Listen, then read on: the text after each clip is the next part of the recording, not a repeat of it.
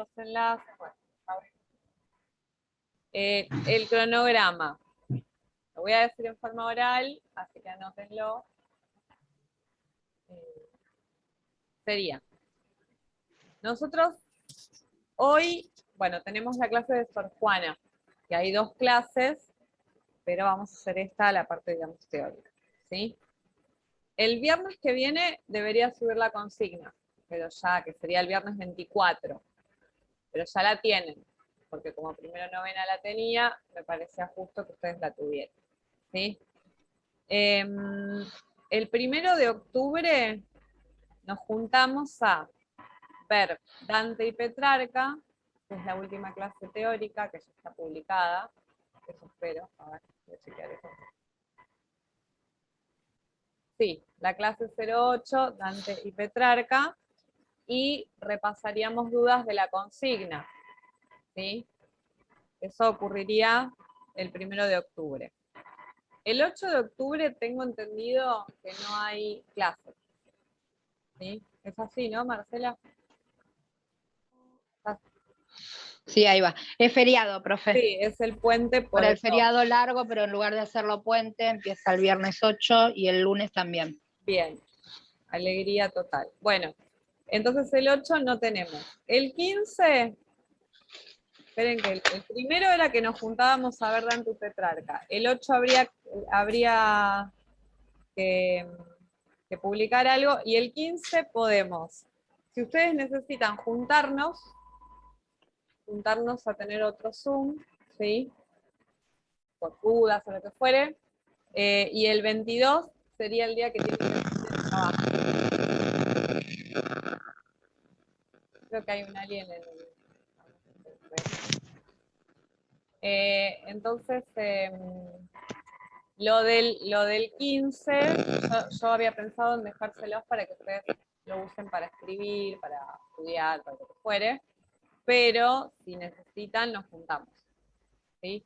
Y el 22 de octubre, como habrán visto, espero haber puesto bien eso, se entrega el trabajo, el segundo trabajo, ¿sí? El trabajo integrador, sí, lo puse bien, del segundo cuatrimestre.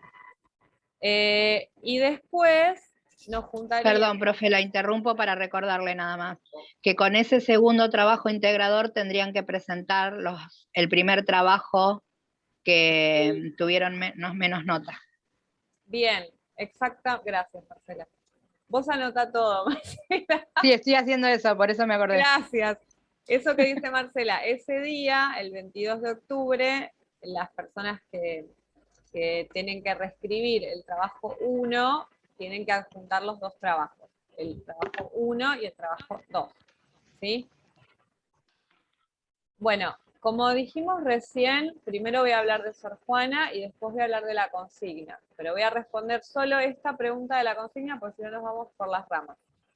La pregunta que hizo acá Florencia. El trabajo 2, el trabajo que se entrega el 22 de octubre, es individual, porque ya hicimos uno de A2. ¿Sí? Entonces ahora tengo que ver cómo va la escritura individual. Entonces, el 22 entregan este trabajo, quienes han aprobado el primero solo entregan el segundo, y los que tienen que recuperar entregan el primero y el segundo. Y traten de silenciar ahí porque ya sabemos que no hay paz, ¿no? Y después nos juntaríamos, quizá, porque ya hay que ir entregando los avances, o veo si eso lo puedo hacer también en el día que nos encontramos, comentar un poco cómo es el examen final, ¿sí? En algún momento. Pero ustedes saben que a principios de noviembre tenemos que entregar los informes, es decir, las calificaciones y la situación de cada estudiante. Calificaciones es una metáfora porque no se califica con números, ¿sí? Entonces, el 22 se entregarían y después veremos, si la mayoría quiere, nos podemos encontrar a repasar, y si no, bueno, yo voy a dar unas pautas escritas, ¿sí? Del examen final. Bueno, este es el cronograma. Con respecto al cronograma, ¿hay alguna consulta con respecto al cronograma? ¿Vamos bien? Perfecto. Quejas con respecto al cronograma. Muchas quejas, muchas. Nada, mentira, mentira. Quejas igual sí, es lo que fui acumulando esta semana, pero bueno, estamos también un poco cansados, ¿qué va a ser? Bueno, ahora igual tenemos un montón de clases para sacar dudas y lo que sea que necesitemos, pero bueno, es importante planificar, que es una de nuestras prácticas favoritas de los docentes, planificar, ¿sí? Para tener, bueno, un mapa. Bueno, ahora yo quisiera comentar algo de Sor Juana. Ustedes tienen dos clases, como dije hace un ratito, una clase teórica, una clase teórica que aborda el discurso poético y un poco la biografía de Sor Juana y esas cuestiones, y una segunda clase que es un ejercicio. No sé si la han podido ver, si no han podido, luego revisen ese material. Algunos hicieron sus comentarios muy pertinentes en Classroom. Así que vi que y luego de ver estos aspectos centrales de Sor Juana, procederemos a leer la consigna, ¿sí? De Sor Juana vamos a decir algunas cosas, después ustedes vean ahí la biografía, así no estamos acá tanto tiempo con este tema, pero sí saben, vamos a decir que es una poeta bastante de ruptura, disidente, lúcida, ¿sí? Del barroco. Ahora no me acuerdo, ¿se acuerdan ahí el siglo XVII? Pero no me acuerdo el año de nacimiento y todo eso. Acá lo tengo anotado. Acá dice que nació en 1648, ¿sí? Siglo XVII es el barroco latinoamericano. Bueno, puede ser que sea mi micrófono el que está molestando porque yo tengo una deficiencia con los adminículos tecnológicos, así que eso lo van a tener que soportar porque, bueno, decidí que no me voy a comprar auriculares carísimos para... O sea, uso los que tengo, ¿sí? Así que si alguien tiene... un otro micrófono. Rocío tiene el micrófono encendido, profe. A ver, será que no la veo. Acá. Ahí está. Está ahí. ¿Ahora está mejor? Bueno. Entonces ella es un personaje emblemático para nosotros, nosotras, porque es poeta latinoamericana, mexicana, ¿sí? De este periodo que es el barroco, que es importante. Ustedes tienen ahí en esa introducción de Susana Zanetti, que es obligatoria, ¿sí? Hay algunas características del barroco, las vamos a ir mencionando, algunos temas, unos tópicos, porque es un periodo estético súper interesante que se pregunta, ¿no? Es un momento muy filosófico de la cultura, en el que las personas se están preguntando sobre la finitud de la vida, sobre qué es lo aparente, qué es lo real, ¿no? Esta idea de Matrix, no sé si han visto esa película, en la que nos preguntamos si somos los títeres de un otro, ¿sí? Si nuestra vida realmente existe. Bueno, son varias inquietudes de época, del periodo. Entonces vamos a ver algunos elementos. Sumado a que es mujer, y que como habrán visto, porque sé que algunos lo comentaron, no accedíamos a la cultura, ¿sí? Todavía esa puja existe, la cosificación de la mujer, las simetrías con respecto al varón, pero en la época de Sor Juana eso por supuesto estaba potenciado.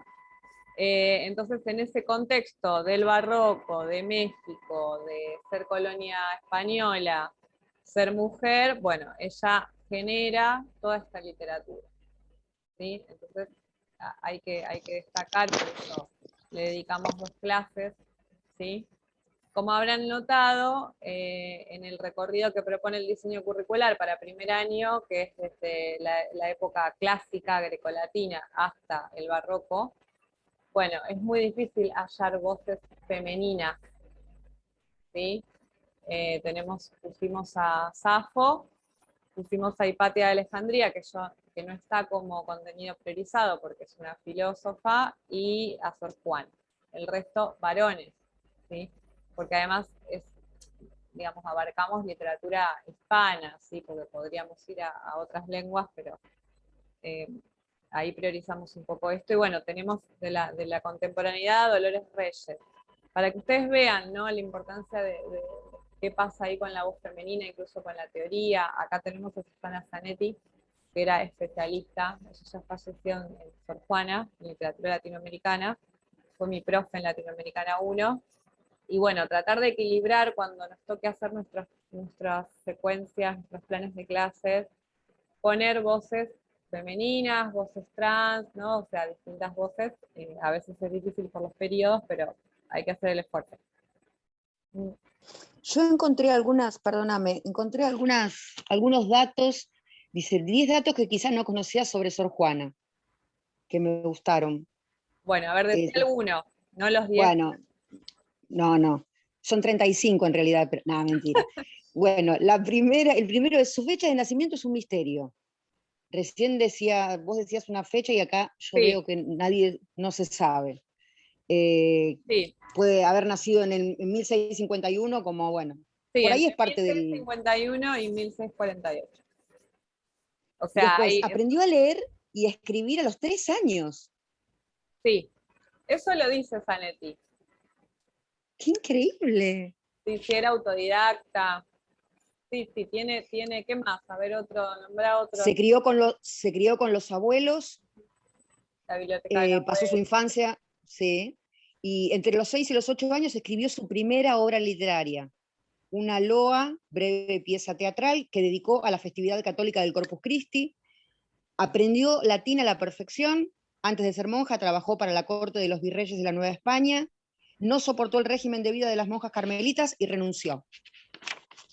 Sí. Bueno, hay otros más después. Bueno, tenía sobrenombres. Bueno, está buena esa síntesis.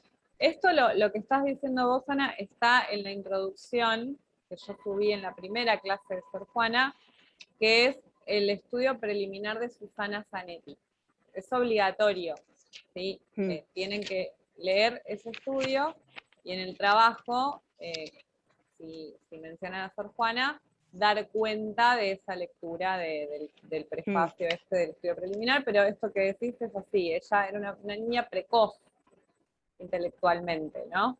Entonces, bueno, tiene un montón de elementos biográficos interesantes, no vamos a hablar 40 minutos de la biografía, por eso lean el estudio y vean esta película, Yo la peor de todas. Bueno, toda esa clase, que es la clase, ahora te dejo, que la clase, ¿qué clase era? Las 7, las 6. Ahí está todo lo biográfico, ¿sí? Bien, comenta, Enrique, lo que tenés para agregar. ¿Se fue? No, nada, solamente que me encantó el nombre completo de ella, no sé si lo tienen. A ver, decilo. Juana Inés Dasdaje Ramírez de Santillana. Sí. No tenés nombre. Es la hija, bueno, era hija de... Bueno, eso también está ahí, ¿no? Sí, está en el barrio. Zanetti, de esa criolla, ¿no? Es interesante esta cuestión del criollismo, de la mezcla, ¿no? De México y de un español, ¿sí? De una criolla. Y un dato que no sabía, que por ahí me lo pasé, que ella se peleó con un obispo y por eso tuvo que dejar de escribir. Sí. Que el obispo le dijo que los hombres escriben para hombres y los hombres quieren leer a hombres. Sí. Y que se cosas. dedique a, entre otras cosas, ¿no? Y Sí. que se dedique a la vida religiosa. Y ella le contestó una carta, que hago un paralelismo con Rodolfo Walsh, que le contestó una carta que causó revuelo, y por causa de esa carta tuvo que dejar de escribir. Exacto. Bueno, todo eso es interesante profundizar. Lo que está diciendo Enrique es la respuesta a Sor Filotea, ¿sí? Además de ser, bueno, lo que hay, está en esta edición, que es la edición que yo les subí, la de Lozada. Ustedes tienen otra tapa celeste, creo. Ahí está la carta, están los sonetos. Bueno, esa carta que estaba mencionando Enrique es la respuesta a Sor Filotea, ¿no? Que es esta figura transvestida, ¿sí? A la que ella le responde, porque una mujer no le puede responder a un varón, por eso Sor Filotea es este obispo transvestido en mujer. Es de una complejidad, la situación es de una complejidad maravillosa. Esa carta es una argumentación perfectamente aristotélica. Si ustedes la leen y quieren aprender a argumentar, bueno, lean la respuesta Sofilotea porque tiene todas las partes de la argumentación que propone Aristóteles. Y por supuesto que una vez que ella le responde a este obispo, tiene que dejar de escribir. Lo que dicen algunos analistas, por eso es importante profundizar en nuestras lecturas, es que ella ya sabía que esto iba a pasar y que en realidad, bueno, estaba dispuesta a dejar de escribir, por eso cierra su carrera poética con este texto. Y también para no perjudicar al obispo, porque en realidad el obispo sí le está dando la palabra, ¿sí? Habría como una actuación allí, ¿sí? Pero estos son todos análisis de gente especialista. Entonces, bueno, no vamos a leer la respuesta porque imagínense que ya no nos da tiempo para los sonetos, pero lean y van a ver lo que es argumentar a la perfección. Yo hice mi trabajo final de esta materia cuando cursé a los 20 años, sobre la carta, ¿no? Sobre el discurso argumentativo, por eso habrán notado que soy fan total de la argumentación, porque bueno, uno allí puede sostener una posición, ¿sí? Y puede usar otros recursos como la poesía, como la explicación dentro de la argumentación, es muy rico. Bueno, entonces lean ahí la biografía, pero esto que estaban nombrando los compañeros es muy importante, es decir, es una mujer muy inteligente, muy lúcida, por supuesto que motivada, ¿no? de algún modo por ese entorno, que quiere formarse, quiere estudiar, quiere dedicarse a lo académico, en ese contexto no puede, entonces lo hace mediante el acceso a la religión, ¿no? Era un momento en la página 9, página 8 y 9, me parece que si pueden ahí revisen lo que dice Zanetti, pero bueno, ella dice que buscó definir un espacio para sí en un mundo cultural colonial, estamos en la colonia española, premoderno, ¿sí? Todavía no hay un desarrollo pleno del modernismo, marcadamente estamental, ¿sí? Donde los estamentos estaban totalmente definidos, antiintelectualista, porque no solo era, digamos, el acceso impedido a la mujer, sino que cualquier intelectual estaba cuestionado, ¿sí? Y masculino. En ese mundo, esta mujer se va desarrollando. Y después lean bien la biografía. Entonces, bueno, esto que lee desde pequeña, lee a escondidas, lee en su biblioteca, después va a servir a la virreina, también se dice que bueno, esto seguramente es así, que ella amaba, ¿no? A esa mujer. Entonces hay una relación, digamos, homoerótica con la virreina, bueno, eso después léanlo. Y bueno, eso es un pensamiento lúcido, ¿sí? El de Sor Juana, novedoso, diferente, que me parece que es lo que hacia allí deberíamos hacer nuestro esfuerzo, ¿no? Generar ideas lúcidas y no de reproducción de sentidos o repetir lo que dicen otros, sino que, bueno, está bien, leo lo que dicen, escucho lo que dicen, pero genero mi propia perspectiva. Bueno, con respecto a la biografía de Sor Juana, ¿alguien quiere agregar algo más? Como hicieron los compañeros recién, ¿algún comentario? Si no, me gustaría que veamos dos cosas van a tener que hacer en el examen final, ¿sí? Bueno, van a tener que hacer muchas cosas, pero sobre Sor Juana, Dante y Petrarca, pero sobre todo Sor Juana y Petrarca, además de saber los tópicos de que hablan los poemas y conocer algunos poemas, también conocer los recursos poéticos. Vieron que en la clase 2 de Sor Juana yo di unos ejemplos de qué es la metáfora, qué es la metonimia. ¿Les suena todo eso? Es pura diversión. Bueno, Sí, lo leí, muy bueno. Bueno, ese ejercicio y ese apunte, en la clase 6 hay un apunte que es de recursos teóricos, que lo hizo la profesora Silvana D'Ingeni. Bueno, lo tomamos ahí prestado, pero damos la fuente. O bueno, por lo menos ella lo había presentado, estaba ahí en el instituto, para reconocer estos recursos, que es algo que ustedes van a tener que dar en el secundario, ¿sí? Lírica o poesía, tarde o temprano va a haber que dar este tema. Entonces, bueno, aprovechamos para tener un inicio, un acercamiento desde Sor Juana, y luego lo verán con Masur, creo, ¿no? Marcela, ¿ven eso en segundo, tercero? Sí, lo ven con Masur en segundo, Está en bien. teoría literaria. Ahí van a profundizar el género lírico, ¿sí? Bueno, entonces, vamos a ver algunos temillas, ¿sí? Algunos asuntos poéticos. A ver, varios poemas, pero a mí no sé si han podido imprimir o tienen ahí a la mano. Vamos a leer algunos así muy rápidamente. Hay un poema que se llama, bueno, no se llama, pero empieza en perseguirme mundo que interesa. No me acuerdo si lo puse en la clase ahora. Bueno, vamos a ¿Cómo ver. lo encuentro ahora? ¿Qué página es del libro? Lo que pasa es que yo tengo otra edición.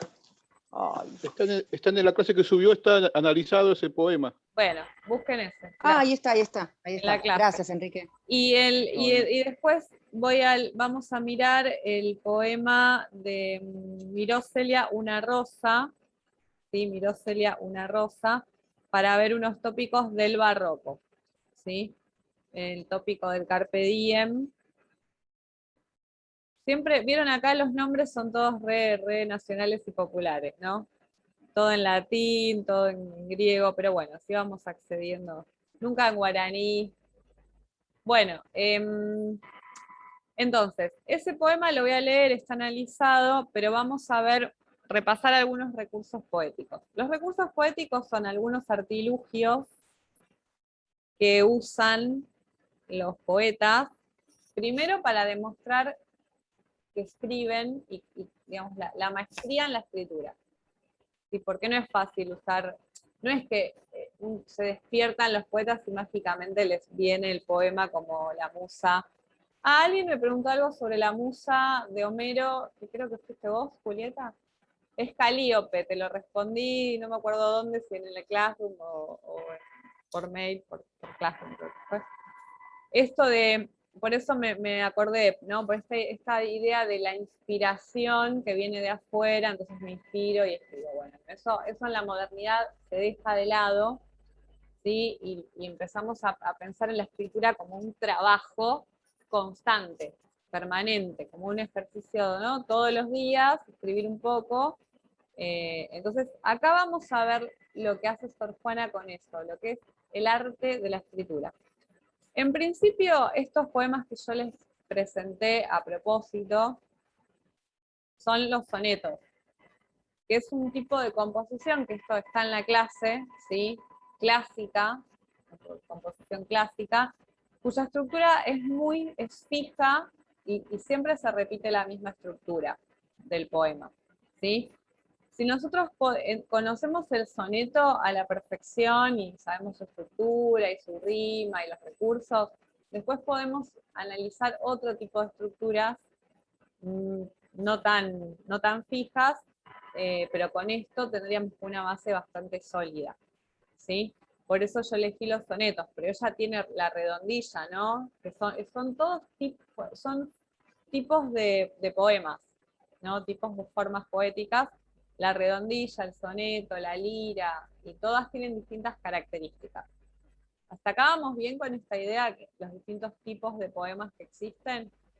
Sí, sí. ¿Y la redondilla qué es, profe? ¿Cómo?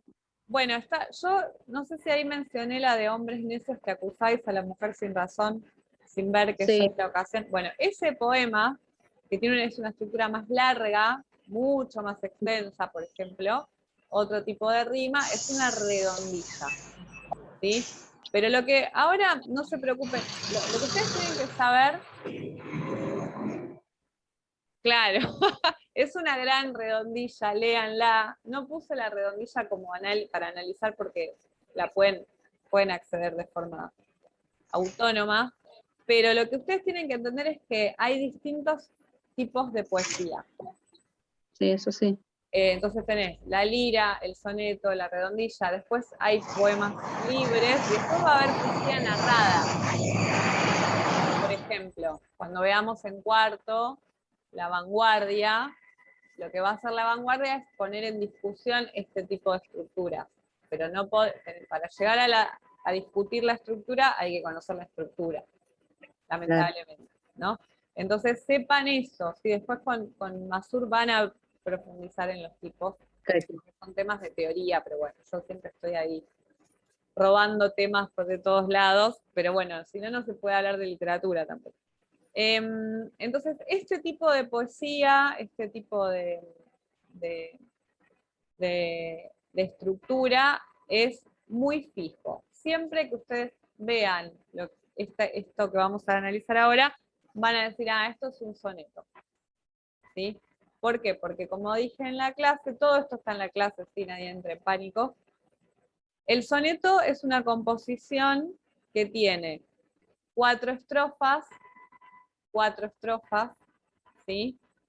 Miren ahí, van a ver. Y las dos primeras tienen 4 versos,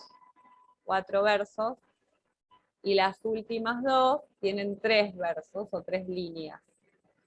Las 2 primeras se llaman cuartetos y las otras se llaman tercetos. Entonces un soneto se compone de 2 cuartetos y 2 tercetos. ¿Vamos bien hasta acá? A su Sí, vez, el perfecto. soneto, cada verso de un soneto, tiene 11 sílabas. Entonces acá hay que empezar a repasar esto de la sílaba, el diptongo, ¿se acuerdan? Hay que traer ese conocimiento, que es bastante musical, para pensar en esto.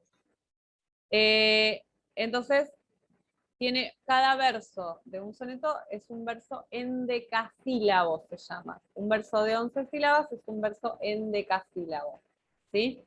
Y la rima de este tipo de composición poética, de un soneto, siempre es consonante. Van a ver que riman tanto las vocales como las consonantes del final de cada verso, ¿sí? Y además, seguía una definición larguísima, pero bueno, ya termina, lo juro. Además,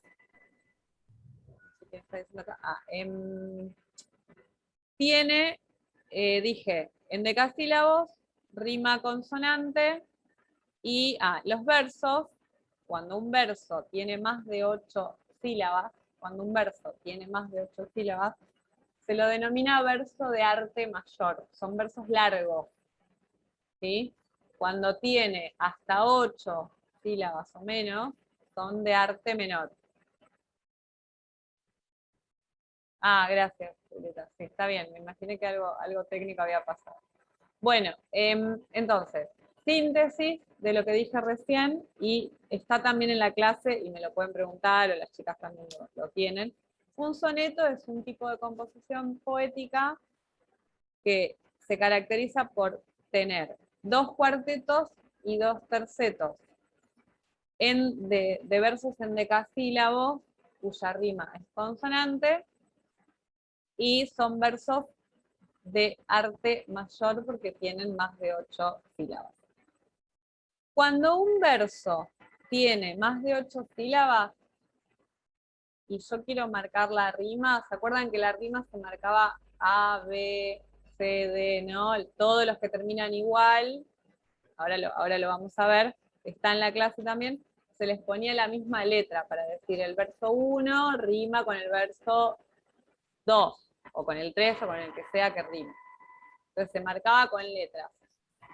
Cuando tiene más de 8 sílabas, esa letra es mayúscula, ¿sí? Usa una letra mayúscula. Si tiene de 8 para abajo, se usan letras minúsculas. Bueno, todo esto es una clase muy veloz de, digamos, empezar a navegar en el discurso. Vieron que vimos narración, vimos teatro y vimos poesía. Vimos esos 3 grandes géneros como para que ustedes vayan poniéndolos en las casillas correspondientes. En el lírico tenemos a Safo y a Sor Juana. Safo, Sor Juana y Petrarca. En la narración tenemos Homero, Dante, Cometierra, me estoy olvidando algo, Galeano, ¿no? Hay un narrador, ¿se acuerdan? y en teatro, ¿qué vimos? ¿Quién se acuerda? Edipo. Bien, Edipo Rey. Edipo Rey de Sófocles es una obra de teatro. ¿Sí? Quizá me estoy olvidando de algún texto, pero bueno, hagan ahí sus cajitas, sus compartimentos de herramientas literarias para organizar y después cuando tengan que trabajar. Igual todo lo de la rima y la métrica, la sinalefa, todas esas cosas lo van a ver bien detallado con Masur. Exacto. No entren en cólera. No sufran. No Sí, sufran. no dije lo de la sinalefa, bueno, eso pues necesitamos un pizarrón, la verdad, para eso. No, por eso. Lo podríamos Pero por eso hacer. les digo que se tranquilicen, que lo van a ver con Masur Sí. detalladamente. Bien. Entonces, eso para que sepamos qué tipo de composición es. Ahora vamos a leer el poema y vamos a tratar de encontrar, además de esta estructura, los temas y algunos recursos poéticos. ¿Sí? No muchos, pero por ahí pensar, leer el poema y decir a qué se refiere, ¿no? ¿Qué está tratando de decirnos o qué propone el yo poético? El yo poético es una categoría del discurso lírico que es quien enuncia, quien habla en el poema. Y ese yo poético puede ser un humano, humane, una persona, ¿no? O puede ser una silla, una mosca. Hay que descubrir qué está generando el poeta. Pero el yo poético nunca es el autor. Siempre es una construcción literaria. ¿Vamos bien hasta acá? Sí, perfecto. Bueno, voy a leer el poema, vamos a comentar brevemente y después leemos el otro. ¿Sí? No vamos a dar 10 millones de recursos, pero sí para ver un poco el ejercicio y esto de la interpretación. Después ellos, los estudiantes que ya se graduaron, siempre me hacen chistes de lo que dice el poema, lo que dice la profesora que dice el poema, ¿no? Las interpretaciones que uno empieza a dar. Siempre las interpretaciones tienen que tener argumento, asidero, o sea, no puedo decir que el poema está hablando del asado que se va a hacer de yo poético si no habla de eso, ¿sí? Pero hay un espectro grande de interpretación. Bueno, dice, en perseguirme, mundo, ¿qué interesas? ¿En qué te ofendo cuando solo intento poner bellezas en mi entendimiento y no mi entendimiento en las bellezas? Yo no estimo tesoro ni riquezas,